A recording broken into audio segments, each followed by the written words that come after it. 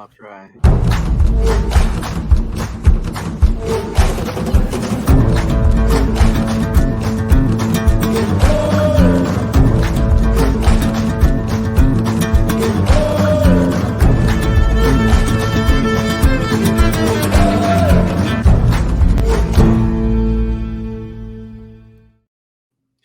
Good evening, everybody, and welcome to another edition of the Sports Exchange. My name is Scott Morganroth, the loudest Motor City madmouth on the planet. Don't even have a lot of caffeine in me tonight, but I'm always excited when we get a new person to the Sports Exchange tradition, as I'll mention our newest member of the Sports Exchange Club in just a moment.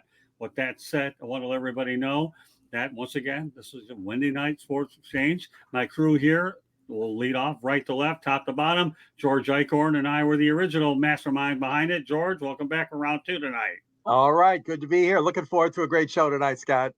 And Jacob Christner. I'm feeling great. Can't wait to keep going. And I see, like I said on the early, I said we have the Giants fan, or is it Cowboys? Cowboys. Okay.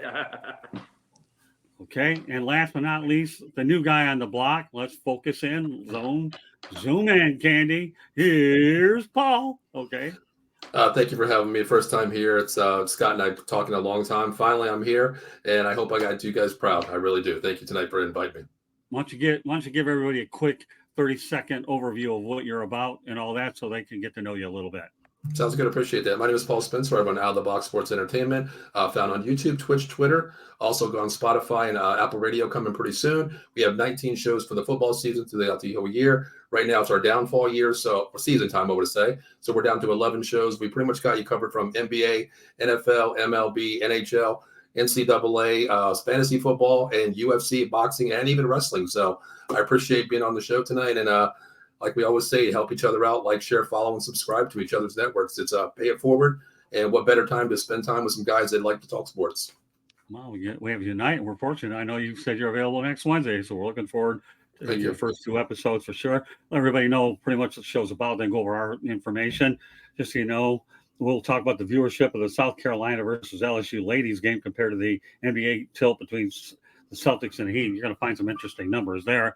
We're going to talk about the Milwaukee Bucks paying 3 coaches, Vancouver Canucks, and Jimmy Rutherford. You're going to want to hear that one. Chicago Blackhawks, Wrigley Field, what do they have in common? You'll find out soon enough. Philadelphiaeagles are going to Brazil, but they're not going to Rio de Janeiro to hunt for the beautiful women. They're going to be playing football there. Got to get that one in if you're Rio. And, of course, Super Bowl predictions. Let everybody know that Sports Exchange is being broadcast around the world. The audio version of Sports Exchange can be heard on iHeartRadio, Apple, Spotify, Google, wherever you get your podcast. Please hit the red subscribe button on YouTube, South Florida Tribune. We're striving for more subscribers. Please also comment, like, and share the broadcast. Want to be a guest? No problem. Participate in the chat room or send your topic ideas to southfloridatribune@gmail.com. If you want to advertise cost efficiently, give me a call at 954-304-4941. We broadcast live on Facebook, LinkedIn, Twitter, and YouTube. Our website's www.southfloridatribune.com, Twitter/X @TribuneSouth. Candy Ebling is behind the scenes producing, and she's going to even have a segment tonight. I have a new book out there called Lessons from the Microphone, Tuning into the Enduring Wisdom of Visionary Leaders, Old School Media versus New School Media, available on Kindle and Amazon. And, of course, this show, NGBN, has already launched on Roku, Apple TV, Amazon Fire, and mobile devices. It's going to be in 85% of the homes in the United States and Canada, and 4.1 billion mobile devices. So it's in the sneak peek phase of the development. With that said, let's get down to business, and we'll lead off with this. The viewership for the South Carolina versus number 9 LSU game was 1.55 million people, while the viewership, for the Celtics versus Miami Heat was 1.38 million. My goodness, an NCAA women's basketball game outdrawing an NBA game. I never thought I'd ever see the day. George Eichhorn, am I delusional or what? No, you're not, Scott. It's happening all around us. In fact, when I wrote my year in review story for you and for Candy for the website, I remember one of the highlights of last year was the explosion that we're seeing of women's athletics from Nebraska, with the unbelievable crowd for the volleyball and these basketball games, and women's hockey is just really taken off. I think it's a good thing. It is a good thing but it's not a good sign for the NBA, let me tell you. And we know the NBA is full of problems regarding load management and domestic violence, abuse, and things like that going on, and bad behavior. So, no, I'm not totally shocked. I mean, it's been a steady growth, let's say. The WNBA too has been showing decent numbers, but yeah, man, especially a Celtics. I mean, I was sure that one did surprise me a little bit, but it doesn't surprise me that women's and female sports is coming up like we anticipated it would be. Let's go to the chat room. I have a feeling it's going to be a very busy night for sure. All right. Hi, everyone. Eileen. Okay. And then Ken Fry, women's sports are blowing up. Yeah, those numbers certainly are a good indicator. Ken Fry, happy National Women in Sports Day. Those numbers don't lie. All right. We'll take it over to Jacob. I talked to somebody the other day, and I talked this about women's sports. I said it on my Facebook, actually. I said, I know Caitlin Clark, and I know about Angel Reese. And there are going to be other names if you think about it. I just named two. That's two more than I ever would have known in my life. Ever. They're blowing up there, and they're blowing that up in college, and they're going to blow it up in the WNBA. They're going to blow the league up. And that's the big thing. They're going to get their profit sharing the way they wanted it, just because of these two. And guess what? That's going to be another bird and magic for that league. That's just going to be. That's just the way that there is for that is because it's going to help that league. But the thing about the NBA, what's a big problem? I can say this right now. When you have Adam Silver saying, oh, the old game was was not pleasing to the eye at all. I love this. It's so much better now. And it's like, and then he's going to go back and he's going to get a big contract, to be able to come back in as a commissioner. The thing to realize is the NBA is going to continue to get unpopular just the way it is right now.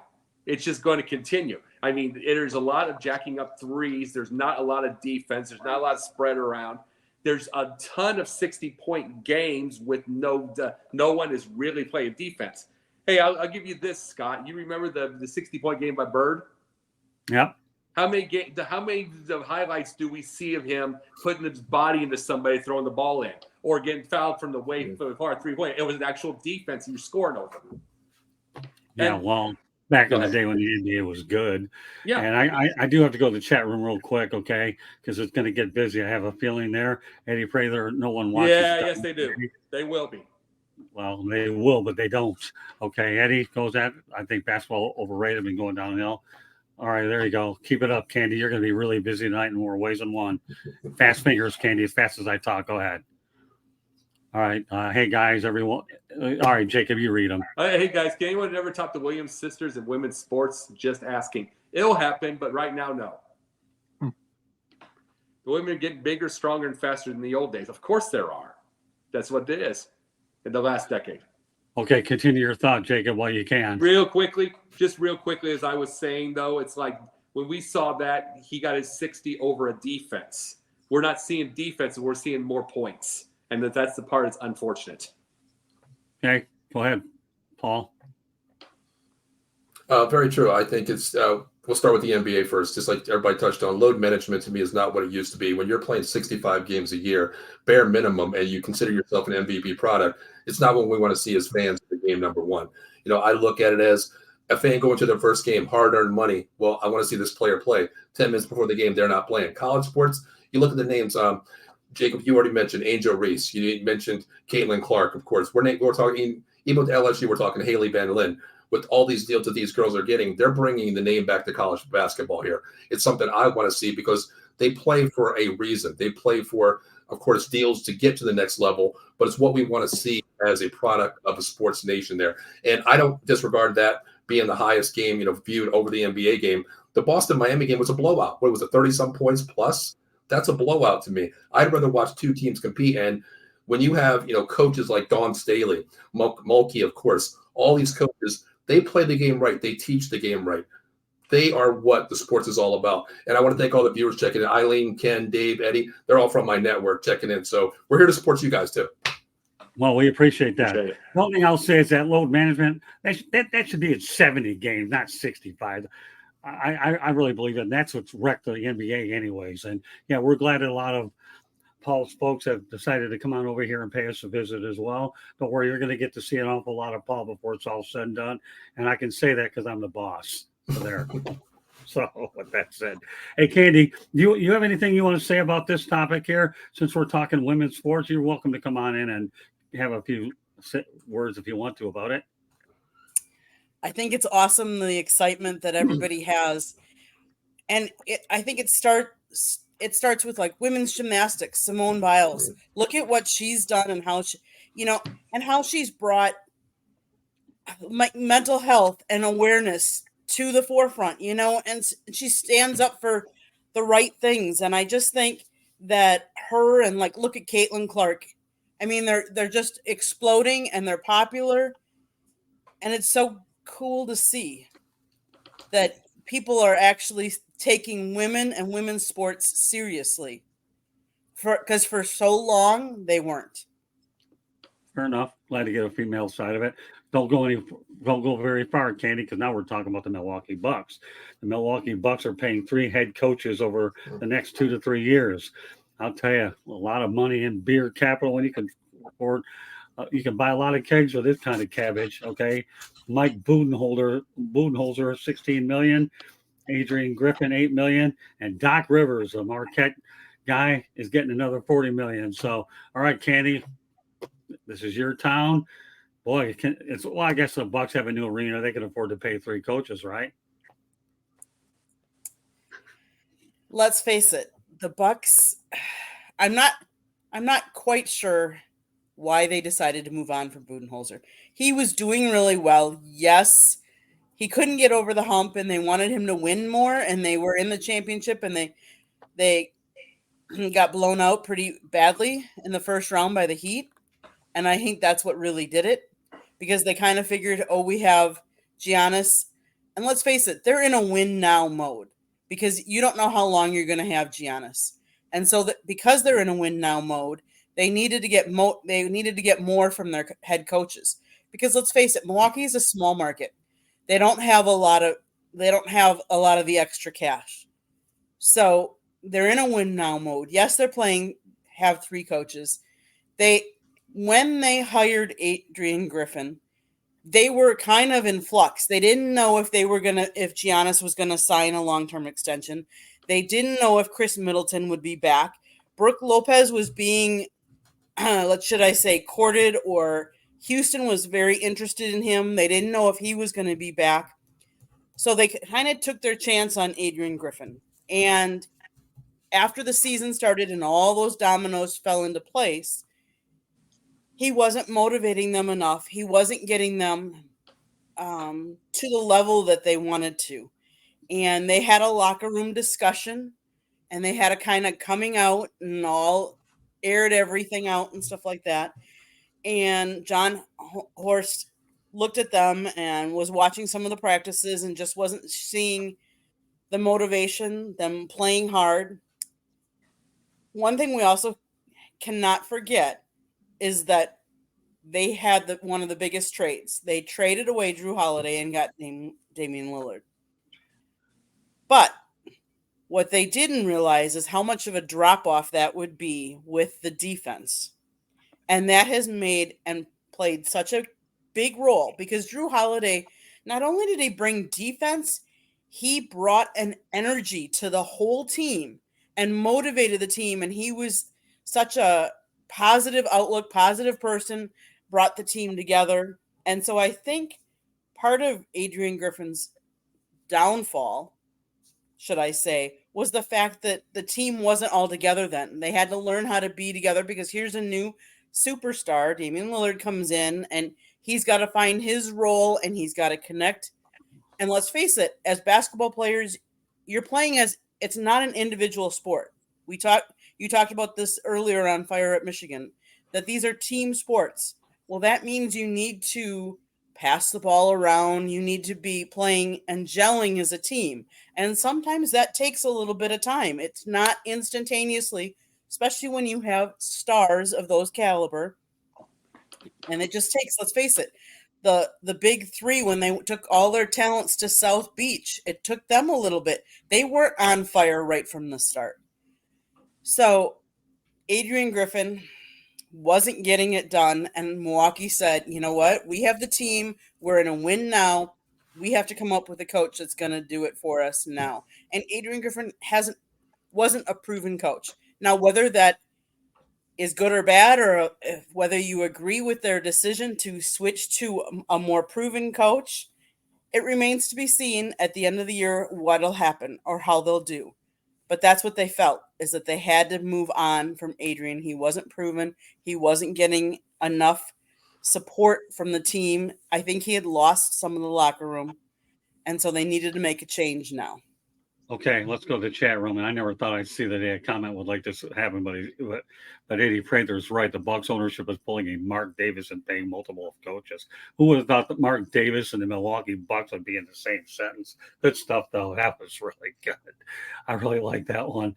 Okay, well, Doc Rivers won an NBA title with Boston. Okay, the players are not paying any attention to Griffin. That's why they moved on to Doc Rivers. Well, you're on a roll there. These quotes are really on a roll. All right, Candy, I'm going to lose my voice. Go ahead and you take it over. Adrian Griffin was doing a great job. Lillard is just a scorer. It's not normal to fire a coach with the record the Bucks had. I understand that, but again, they were in a win now mode, and they listened to part of the locker room and Giannis. And if the players aren't being coached well, and aren't taking advice from the coach, and they're not gelling with the coach and not listening to him, then there's something wrong. There's a breakdown. And so management felt they had to do something to change it. Okay, and it was probably because I don't think they respected him as much because he wasn't a proven coach. But that's just my opinion. Well, it's your hometown. That's why you're talking about it. Okay, go ahead, Paul. I think just what Candy said there. When you have a coach that goes 30-13 in second place in the NBA record-wise, it tells you the players speak more than the record does itself. Not bonding, of course, 30-13. That's some teams haven't even won 30 games all season, and they won't win 30 games all season. That's a prestigious record there alone at this before the playoff record. So we're looking at here. Players speak when they speak. They highly speak for the entire team. When you have Giannis speak for the team, your owner is going to listen, number one, because the odds are if he doesn't get his coach that he wants, he might leave, of course, number one. You bring in Lillard. It's going to take time, of course, just like Candy mentioned South Beach. I think they had a 6-game losing streak LeBron's first year with Bosh and Wade, of course, down there. It takes time to gel. Losing Jrueholiday was huge. What they're giving up on the defense side of the ball, they're not scoring enough to accommodate losing a Jrueholiday to Boston. Look what he's doing with Boston right now. That defense is playing 5-on-5 ball. It's something we don't see in the NBA. When you look at, the Boston going from Udoka to Mazzulla in the same situation. If you have the voice of the locker room and players build behind you and build into the scheme, understand your system, buy into the philosophy, you could be something special. I'm not going to rule out the Bucks right now, but I'm just not a fan of. I'll never call him Doc Rivers. I call him Glenn Rivers. Being a Philadelphia fan, I've seen it.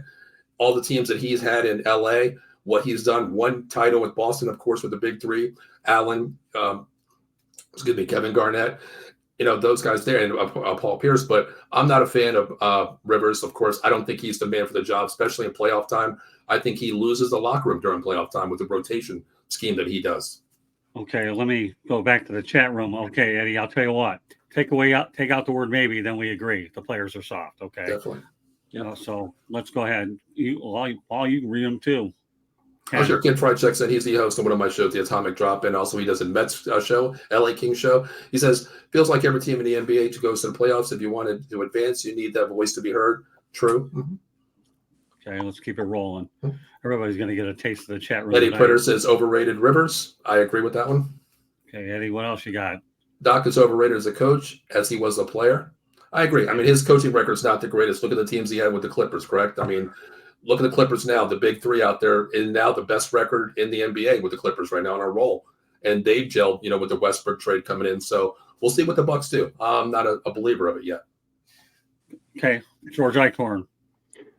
Well, it's a tough situation. I understand that. I mean, the players are running the show, but you guys have all made great points. I don't have too much more to add, but the Bucks went from the 8th to the 6th ranking now in the ESPN Power NBA rankings. And this is what they said, that Milwaukee lost its grip on the number 2 seed in the Eastern Conference after going 1-4 in its first road trip since Doc Rivers took over as head coach.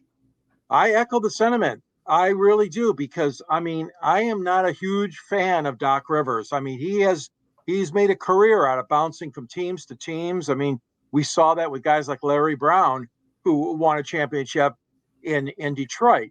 But Rivers, you know, I know he's preaching patience right now, but they got a tough schedule. They got one of the toughest schedules the Bucks have the remainder of the way. Even before the All-Star break, they got to play. Listen to this: home games. Games against the Wolves, the Nuggets, and the Heat. So they're 33-18 right now. They're only rated as the 8th best team in the NBA. Of course, that's subjective, but I think Rivers was there, like you guys stated, and Candy put it so well. I mean, he's there to try to right the ship, try to turn this thing around. You guys won the World Championship not too long ago. And, you know, this is a team that's got a good nucleus. Maybe not everything is in proper place right now, but obviously they want to win another title. Of course they do. I mean, you know, you want to make your mark and get that title, a second title, as soon as you can. So I see why they did it, but I just don't think Doc's the right guy. Well, I'll summarize it on this note, okay? And if anybody else, Paul, you want to add something, that's okay. Once upon a time, we had the curse of the Bambino, right? Okay? We'll just say, keeping it in relative good language, the curse of the Budenholzer. One thing I didn't get mine yet. Okay. Go ahead. Well, yeah, real quickly, Paul, it's like, no, he's not the greatest coach ever. He's not, by any stretch of imagination. There is a certain level of overrated to him, but he's got near 1,100 wins. He's got near 1,100 wins. That is a really good, he's almost 600 winning percentage. And Candy, you were saying about winning, the win now, they already got their ring. They could have waited out Budenholzer and gotten, you know, okay, wait out Budenholzer, wait out the first round thing, and win maybe 1 or 2 more if you would have just left it alone. But that's fans for you. Yeah. That's fans for you. They ran him out. That's an excellent point, Jacob. And I know that you've been passionate about your comments relating to fans, but if there's ever a fans reference that's appropriate, Jacob, this is definitely it. You want to have the final word on this one, Paul? Sure. Also, I want to say something to Jacob there. I agree. 1,100 wins is something that a resume we look for. But as a fan, I look at championships. What have you done this year only? I don't look at past records because we look at Doc's there. 1 championship and how many years has he's coached? That doesn't prove anything to me where he can get this team over the hump. I want to revisit this at the end of the season here because we look at, you know, the record when they fired Griffin here, 30-13. At this All-Star break, he's already 1-3, if I'm correct. That was 1-3, George. 1-4 now. 1-4. That's not a very good start. He just lost Middleton for probably 2 to 3 games as well. So we'll see how this pans out to the end of the season. I'd like to revisit that because that's 43 games that Griffin coached. Very good rating there. I want to see what Glenn Rivers' record is going to the second half of the season here. Did they make the right move, firing the wrong guy, hiring the right guy? I don't know. I'd like to revisit that at the end of the year as well. Well, you know, before you revisit anything at the end of the year, Candy's going to have to read this next one here, which I think is really good too. Okay, well, some of your people got some of the great one-liners, don't they? Here, I'm losing track of them. All right, let's go ahead. I trust the dishwasher at the local diner and his rankings more than ESPN ranking. Boy, these are good.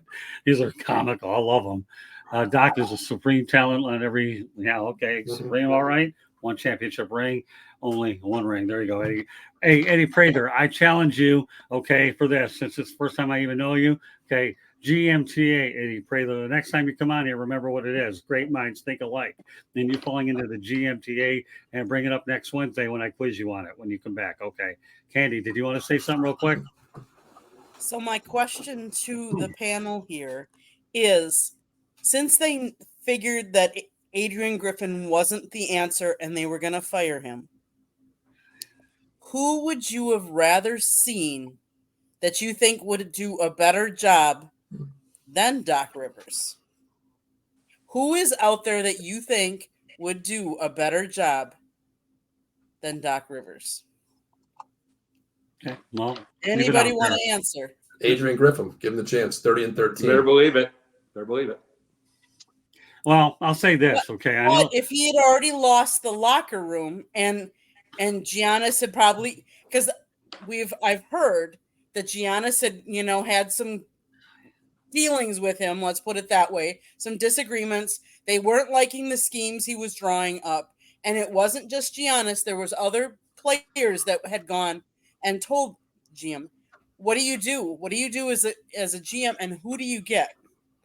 Well, I think it's more on the players right now proving a point, because if you have Adrian Griffin fired at 30-13, then you bring in Rivers.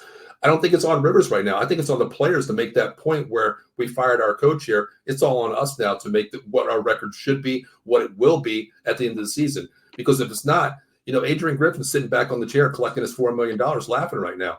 What happened to me? Where was I at 30-13? I want to say that, I understand players are divas. I'm sorry to take up the time here, but we talk about players being divas. Can we just call Giannis maybe a LeBron James 2.0 here? I want my coach out of here. I only play for a certain coach. Yeah. That's the way I look at this. If you're going to go there, you might as well say what Magic did to Paul Westhead and got Pat Riley. And the problem is NBA players have too much power to get rid of coaches more than any other league that I've ever seen. You don't see that in the NFL. You rarely can see it, if at all, in Major League Baseball. And hockey, they don't have teeth. And I shouldn't be criticizing hockey, because the next two subjects will be talking about hockey. But and I'm not criticizing hockey. It just doesn't happen much in hockey. It happens more in the NBA. So, yeah, I mean, what about what happened many years ago when Pat Riley took over for Paul Westhead? And you guys have already made a good example. NBA players have too much power. Maybe that's why their league is where it's at, okay? Remember what the Nets, okay? How now they didn't need a coach out there. We brought in, Steve Nash, and he got run out of there. Didn't need a coach out there. How did that all work out? Didn't work out well. And now what do you have in Brooklyn besides Bagels? The Nets and Ben Simmons, and we'll leave that for another day. So that's a great point. Bird ran Bill Fitch out. Bill Fitch out, got Casey Jones. But then he couldn't save Casey Jones's job. And that's a great point. Isaiah, don't forget Isaiah getting rid of Scotty Robertson. That was an inside job. But I know we can drag this thing on all day long. So I'm with you. There's a lot, and it all happens all in the NBA. You guys are further documenting my point. It's happening so much in the NBA. Agree. Isn't it? Paul, what else were you going to add to this? No, I was just going to say, look at the coach Spoelstra down in Miami. How many great players he's had in the past. Riley has stuck with that system because they buy into the system. It's not a coach buying into the player system. It's players buying into the coach's system. That's why they're arguably top 6 every year, no matter who they have on the roster. They just got in Terry Rozier, and give them time. They could be a top 6 team to make it into playoffs right now, too. I think coaching is the vital system here, because you have to buy into the coach's system, not the coach buying into the player system. Well, and we'll leave it on this note. Okay, the last thing I want to say is LeBron wanted Spoelstra out of there, and Riley says he ain't going. You're out of here. The rest is history. Right. Okay, so we'll go to my favorite sport, hockey, where this doesn't happen, but at least we can talk about it in a very interesting manner. Okay, the Vancouver Canucks signed Jim Rutherford to a multi-year contract extension. Jimmy has won titles in Carolina and Pittsburgh, and he's working his magic with the Canucks. Can there be a title in Vancouver? Unquestionably one of the most beautiful cities in the world. All you got to do is go to Stanley Park. Oh, Vancouver is great, and Jim Rutherford might be the guy that does it. Okay, you know what? George Eichhorn knows more hockey than a lot of other people outside of myself here. So what do you think about Jimmy? Oh, I tell you what, Scott, this is an interesting tale of the West. Okay, you got Kenny Holland and Edmonton, and the Oilers have been riding high, as we know. Just last night, they suffered a defeat after that long winning streak. And now you got Vancouver, Jimmy Rutherford. Listen, those two guys have been great executives over the years. Both of them have ties to Detroit, of course. They both played in Detroit. Jimmy Rutherford, I've always admired it. You know that. He's done a great job wherever he's been, I feel. Some of his stints maybe not as long as he would have liked, but I'm never going to question Jimmy Rutherford at all. Thank you, Eddie. Eddie says Riley and Spoelstra is one of the best partnerships in sports. Thank you, Eddie. Getting back to hockey, though, I tell you what, Scott, Vancouver and Edmonton are going to fight it out. They're going to duke it out. Let's not forget our friends in Vegas, of course, the defending Cup champions. But yeah, Rutherford's a good man. He's a good man. He's knowledgeable. He knows a lot about management and building teams. So watch out. That's all I can say is between Rutherford and Kenny Holland in Edmonton. Okay, we'll turn it over to Paul. The name Rutherford, I mean, I have Pittsburgh Penguins tickets. I'm not the biggest hockey fan in the world, but I actually called a couple of my friends, since those are the topics, and they said, Rutherford, wow, legend, 2 championships, Stanley Cup, Pittsburgh Penguins. They said, wow, I tell you what, it's called hitting a lottery. Well, Vancouver just hit the lottery with this guy here. He's proven. He's been 3 Stanley Cups that he's had. So Vancouver is on the ups here. I think it's something that Vancouver just, in my words, hit the lottery, honestly. Once upon a time, Jimmy Rutherford did play goaltender for the Detroit Red Wings, and I used to like Jimmy, and I got to know him well. He used to be on Sports Talk WXYZ with George and I, so we know him real well. All right, back to the chat room. And you know what? Guess what? We're going to break in Mr. Spencer to read some of these things. Go ahead, Mr. Spencer. Sure. Anthony Bianchi checking in. He says, a Canadian Stanley Cup, the most elusive thing in professional sports. I'd love to see it. Eddie also says, don't sleep on Vegas. Agreed. Defending champs, you can't, knock them out. They just beat Oilers last night. How many games did they win in a row? They just beat them last night. So 16 or 17. Yeah. Don't sleep on the defending champs. I mean, they are on the pedestal for a reason, correct? Okay, Jacob. Think about this for a second, how crazy Vancouver's doing is why you keep Rutherford around and why you do the extension. They 34-11. And what? And I believe 5, that's 73 points. Number 1 in the whole of the NHL. 16 wins in a row by Edmonton. They couldn't catch up. Think about that for a second. And bringing up about the Canadian Stanley Cup, 5 of the 6 right now. 5 of the 6, original 6 right now are around. That's are around in the standing. So we might see something. We might see one of the best playoffs this side of the world for ages that we've seen for ages. We might see a real competitive Stanley Cup Finals. Okay, I'm going back to the chat room. I lose my voice. I won't lose it on this show. The chat room is doing it for me. They're saving me from losing my voice because we get to go ahead and see some more great opinions.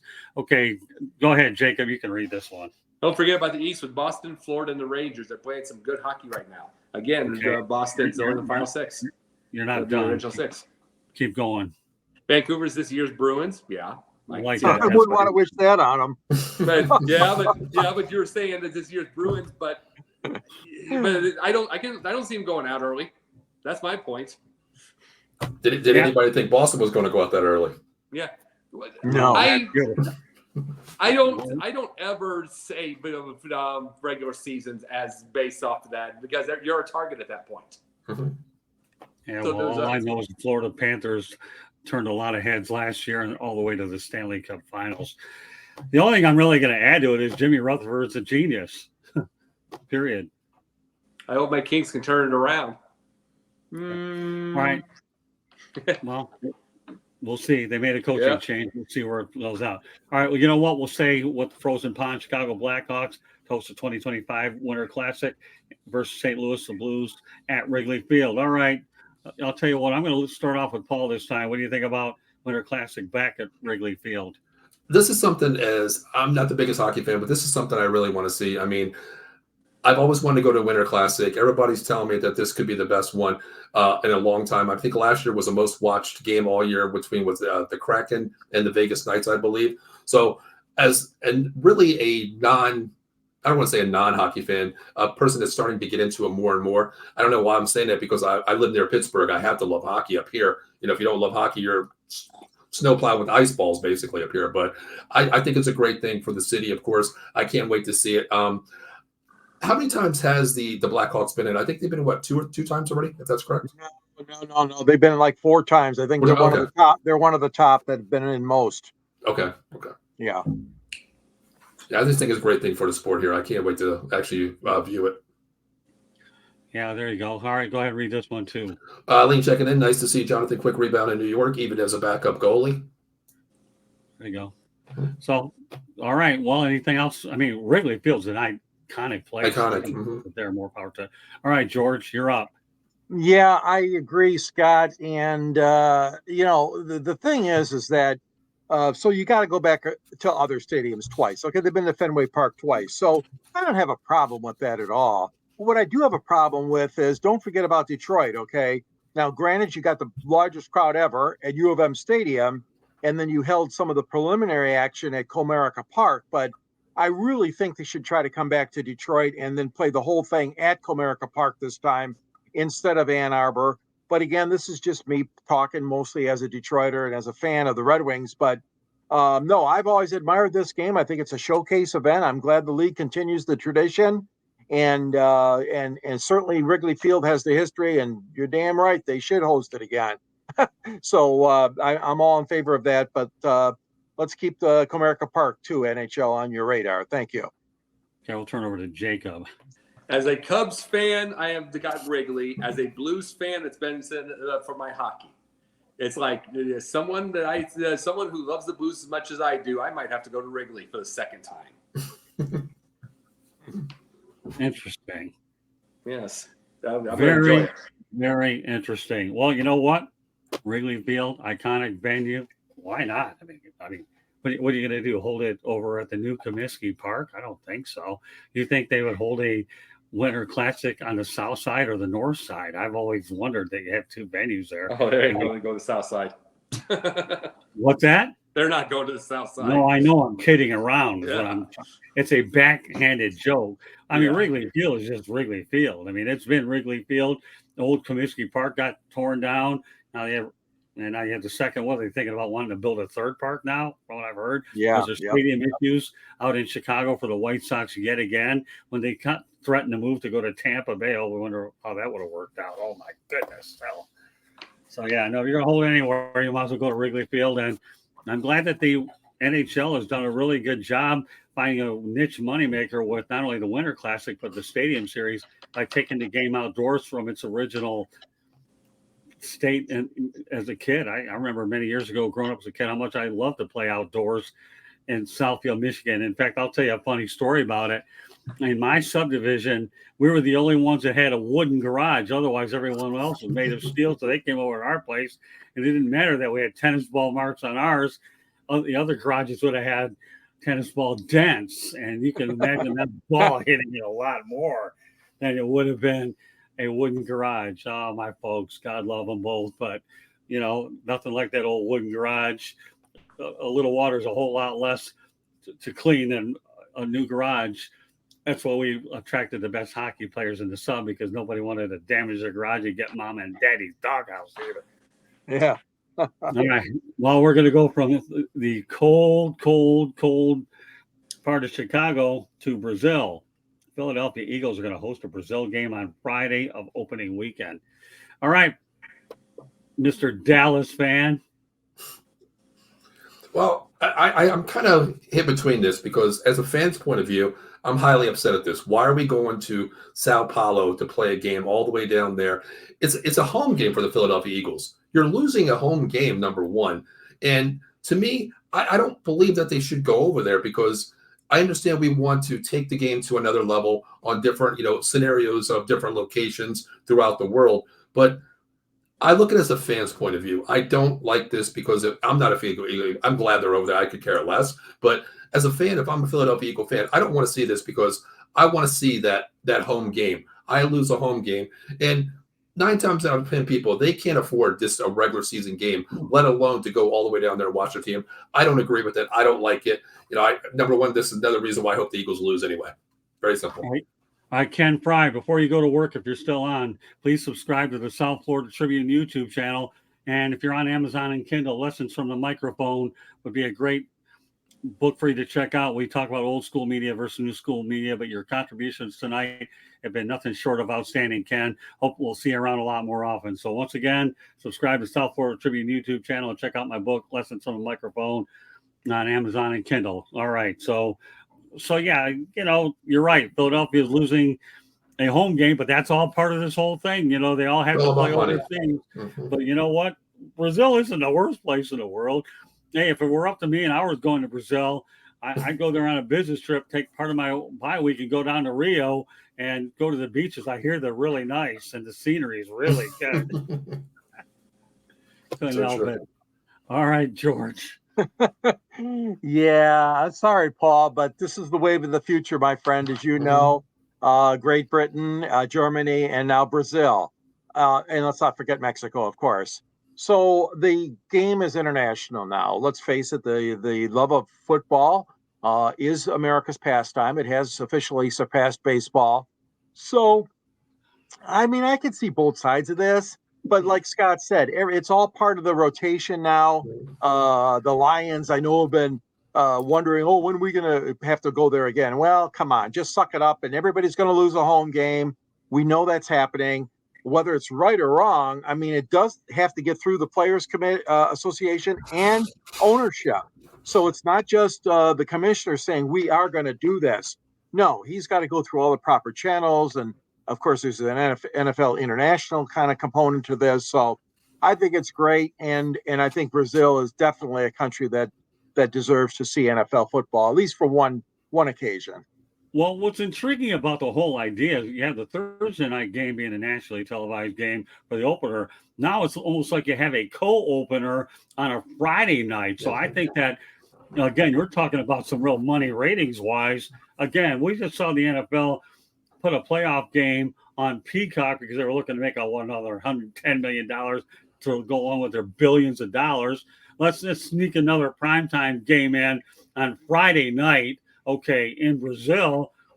There's a reason why they're the best sport on the planet. I mean, when it comes to making money, come on. I mean, these are business decisions that are just business decisions that are brilliant. Now we've got a Friday night opener for a team in Brazil. Really? Brazil. Okay. I can't tell you how many Brazilians live in Deerfield Beach, Florida. In fact, if you go to East Deerfield Beach, you'll find a bunch of them out there. You got a lot of them, just like in the Metro Detroit area. And I'm only talking about, the types of people you have.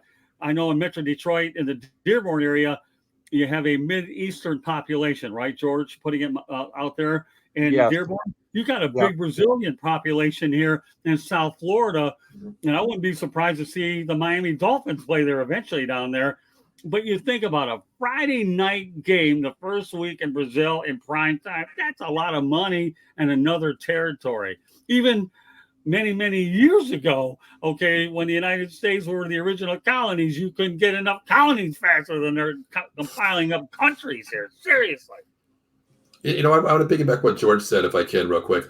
It is definitely the wave of the future here. I mean, we already have Monday Night Football. We have Thursday Night Football. Sunday, of course, the AFC playoff, vice versa on Saturday and Sunday when the playoffs come.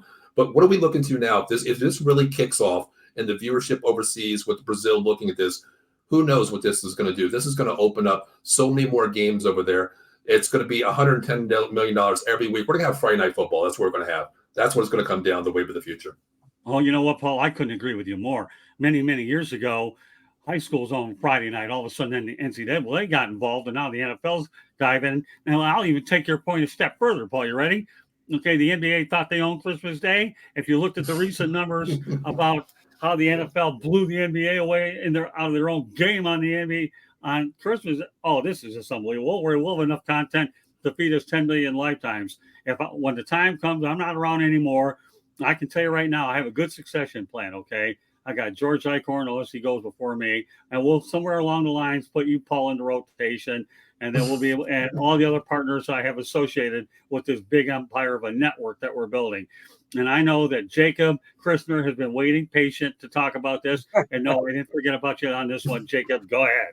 The big thing about it is this has the ability to be, and I mean, internationally, this is the wave of the future. Forget about all that. But this has the ability twofold to be an absolute disaster. Because number one, you really want to put a vuvuzela in the ear of an Eagles fan where they have a chance to stick it where God does not shine? Do you really want to do that thing? And they will bring those vuvuzelas there. Those Brazilians will. That has the ability. But then here's another thing. It's a rainforest. It will be humid. And the time that it's going to be on is going to be rough. That is going to be a very tough game on these players. It's going to be humid as all get out. One time is a cool thing. Let's just hope this ain't regular. Well, let's just hope the game's at night. Yeah. I mean, remember, we haven't even gone out there and figured out when they're going to play the game, but I would assume if cooler heads prevail, then they'll do it at night. Let's go back to the chat room, let's go with Dave. Your mail, all right. The mini bye week is a one-on-one up there. Okay, let's keep it going. I know we're moving fast. Okay, the mini bye week is there. Soccer versus Sport Brazil. Yeah, that's for sure. I got a Brazilian that lives right next to me. and not NFL football. Well, okay, but the NFL's been playing Monopoly everywhere else. Why not play it in Brazil like they're playing everywhere else anyhow? But yeah, I can appreciate that. What is the ticket ratio going to be? I mean, Brazilians, of course, they're going to give their fans their opportunity first. How's that going to work out? Because Jacob, you brought a great point there. Those fans, soccer. I'm talking soccer here, not football versus American football. Those fans get rowdy down there, and you put Philadelphia Eagles fans with these fans in a rainforest, 120-degree rainforest.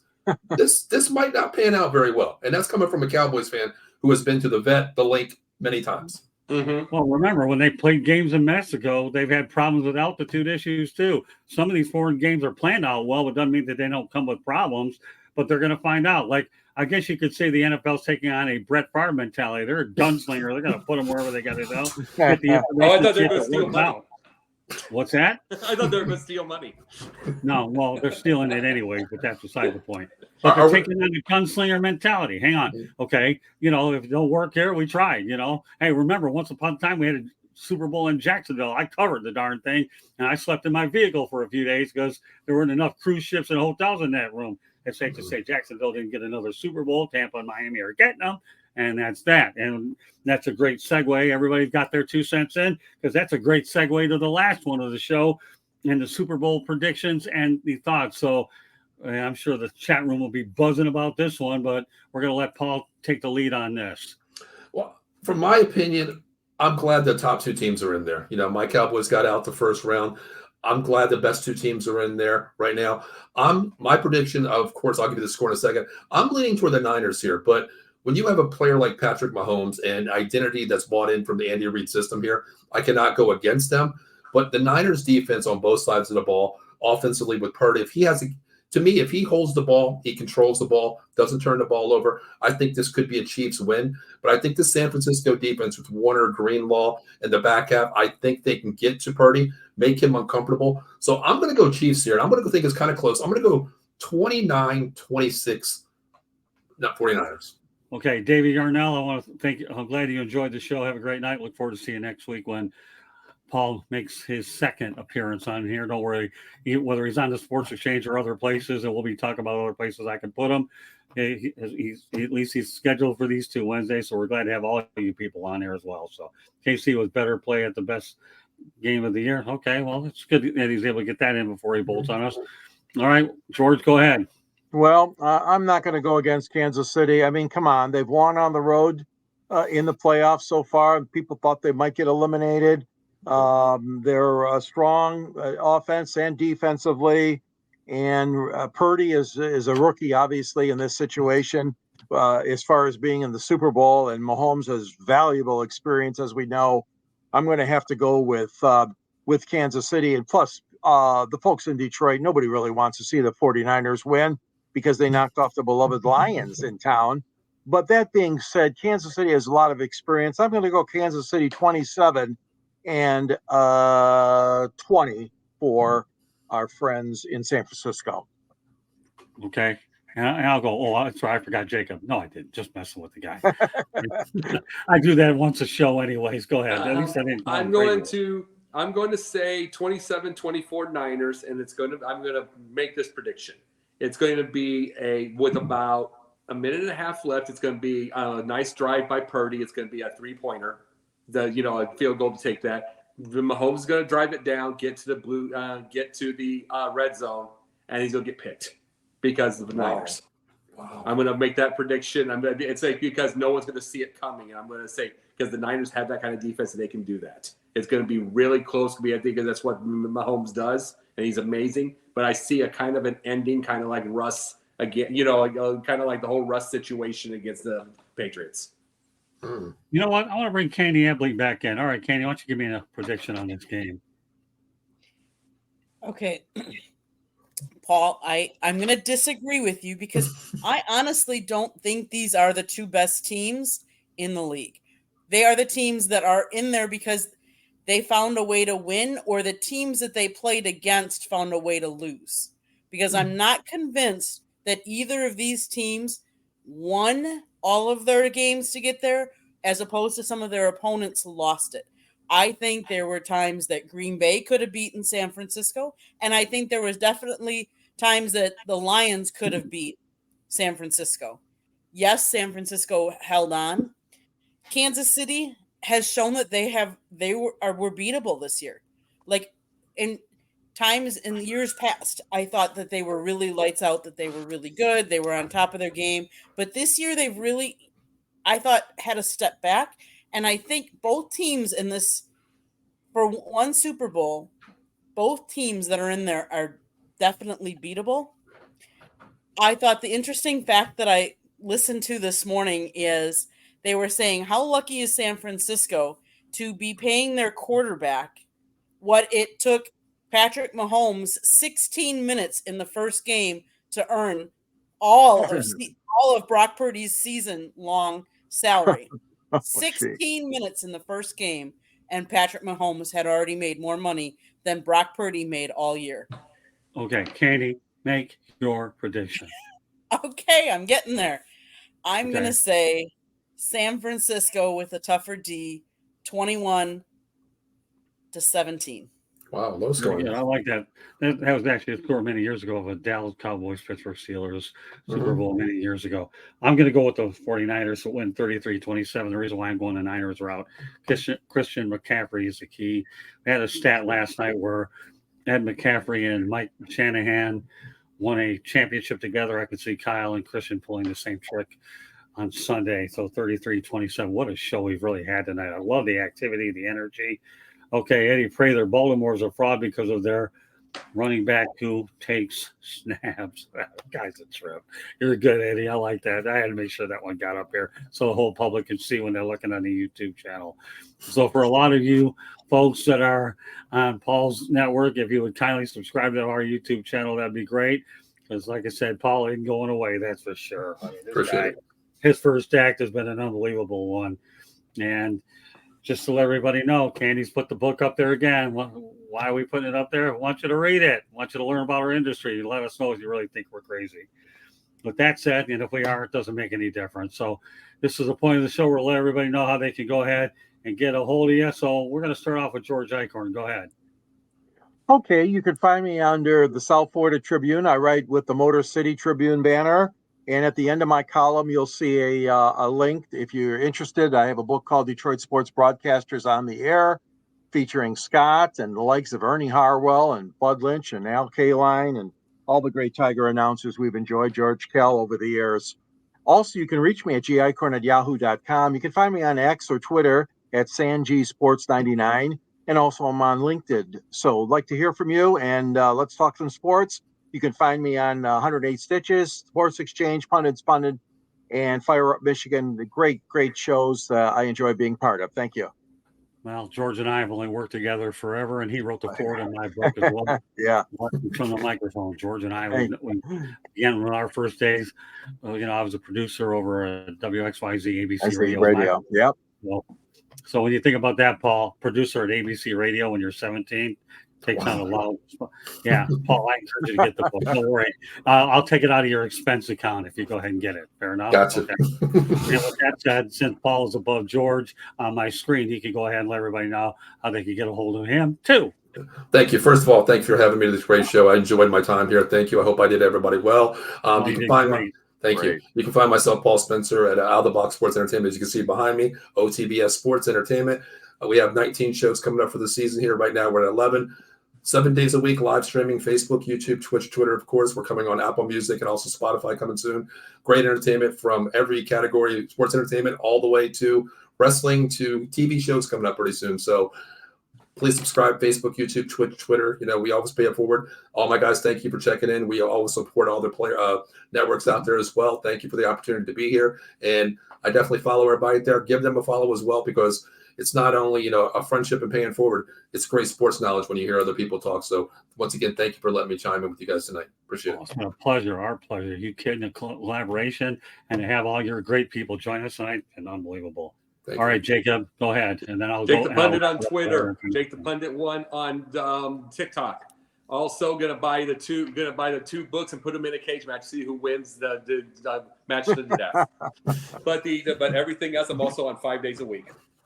Very good. Jacob, you've come a long way since I started working with you. You tell you what, you talk about the most coachable guy on the planet, Jacob Christer, is that? With that said, the Sports Exchange is being broadcast around the world. The audio version of the Sports Exchange can be heard on iHeartRadio, Apple, Spotify, Google, wherever you get your podcasts. Please hit the red subscribe button on YouTube, South Florida Tribune. We're striving for more subscribers. Please also comment, like, and share the broadcast. Want to be a guest? No problem. Go in the chat room, and boy, it's been busy and it's been a lot of fun tonight. Send your topic ideas, southfloridatribune@gmail.com. If you want to advertise cost efficiently, give me a call at 954-304-4941. We broadcast live on Facebook, LinkedIn, Twitter, and YouTube.